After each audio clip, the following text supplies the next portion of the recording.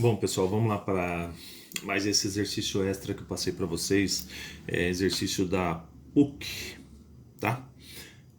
É assim, ele fala assim, considere os seguintes dados, né?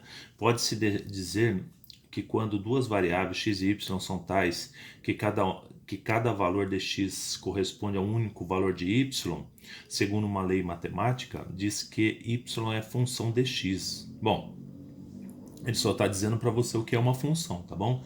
Aí considere uma função de f. Aí quando ele põe dois pontos R em R, o domínio, né? Saindo do conjunto domínio é os reais e o contradomínio é os reais também, que é representado pelo gráfico a seguir. Daí ele fala assim, né? Analisando o gráfico, julgue as proposições a seguir. Então, para você colocar se é verdadeiro ou falso, tá bom?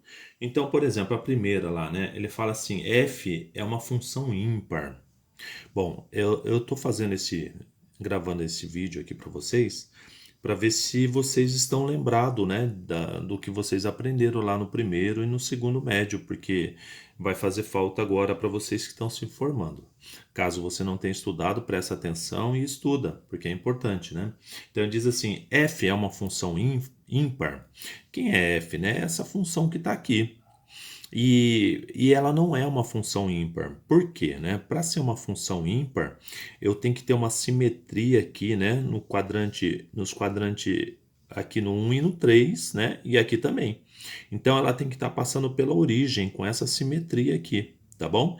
Mas quando ela está assim com simetria no eixo y, aqui ó, tá simétrico a esse lado, é uma função par. Então não esquece, função ímpar, está passando aqui na origem, com simetria aqui, aqui, aqui e aqui, tá bom? Daí é uma função ímpar. Agora a função par, ela está simétrica ao eixo y, e esse gráfico ele está simétrico a esse gráfico, tá? Então esse aqui na verdade é uma função par, tudo bem?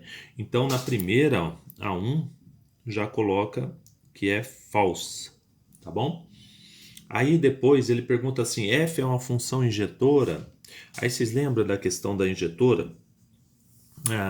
A injetora sai cada elemento de A, encontra um só em B, tá bom? E para provar através do gráfico se é injetora ou não, é só você colocar uma régua e passar um risco qualquer aqui, em qualquer lugar aqui. Vamos passar um risco mais ou menos aqui, assim. Se eu passar um risco aqui e esse risco pegar em dois pontos, ó, pegou aqui e pegou aqui, já não é uma função injetora. Para ser uma função injetora, ela só vai pegar um ponto só, tá bom? Aqui tem dois números se ligando com o mesmo aqui, né? Então não é injetora. Então a 2 também é falsa. Tudo bem? Aí depois na três ele fala a lei matemática de f de x eu vou fazer aqui, f de x igual a módulo de x menos 1, tá? Então a gente precisa construir esse gráfico. Daí como que a gente aprendeu para construir esse gráfico, né? Você tira o módulo, né? Vai ficar módulo de x menos 1, né? Essa que vai ser a função que a gente vai criar o gráfico. E para criar esse gráfico, quando tem módulo no x, é diferente, hein? Eu vou fazer aqui sem régua um esboço, mas acho que vai dar para enxergar aí. Olha, aqui é x, aqui é y.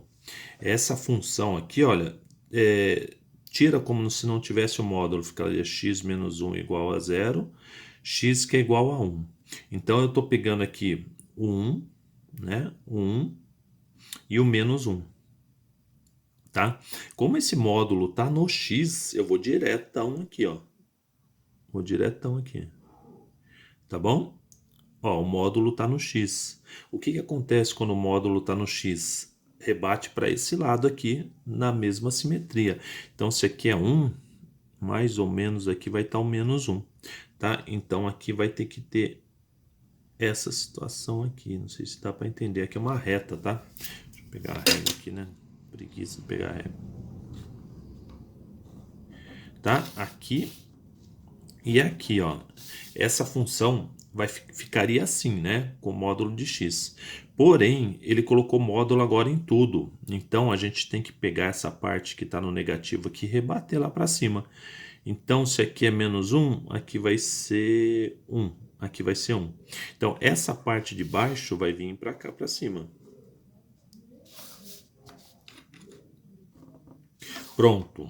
E essa parte aqui não existe mais, né? Essa parte aqui, lembra que eu falei, faz de borracha e tal, apaga. Então, olha lá, ficou esse gráfico. Então, essa afirmação aqui é verdadeira, ó. Ficou exatamente esse gráfico, tá? Então, isso aqui é verdade, né? A lei desse gráfico é essa aqui, tá? Módulo de x menos 1. Tudo bem? Então, essa é verdadeira. A 4. A 4, a 4 fala assim: f é crescente se e só se x for maior que 1. Olha, então em que lugar essa função é crescente? Ah, professor, ela é crescente aqui, né? E ela é crescente aqui, né? Então essa questão é falsa, essa afirmação é falsa, porque ela diz que é só no x maior que 1. Olha, o x para cá, ó, tá crescendo, é verdade. Né? Todos os x assim é uma função crescente. Porém, nesse intervalo de menos 1 a 0 também é crescente. Nessa parte aqui ela é crescente também. Então, por isso, essa aqui é falsa. Tudo bem? Agora, falta qual? Falta 5. A 5 diz assim. Ah, tá. Agora é uma função composta. Ele escreveu lá assim que é fog, é o FOF, né? Às vezes fala FOF menos 1, né? E tá dizendo se é igual a FOF. FOF, é isso? FOF. FOF de 1, tá bom? Primeiro a gente tem que entender o que que é isso, né? Isso aqui, na verdade, quando você olhar isso em algum vestibular, em alguma prova, né? Aí você reescreve isso sendo f da f de menos 1, né? Então você põe aqui f da menos 1. Pronto. Então isso aqui, isso tudo aqui é isso, tá bom? E a gente vai calcular isso aqui, vai ver o que que tá. Resumindo, a gente tem que saber o que que acontece com a função quando ela é menos 1, né? A f de menos 1, ela tá aqui, ó. Você pode até reparar, né? Se você quiser fazer separado aqui, ó, f de menos 1 é igual a quanto? A zero, né? Porque o y é zero.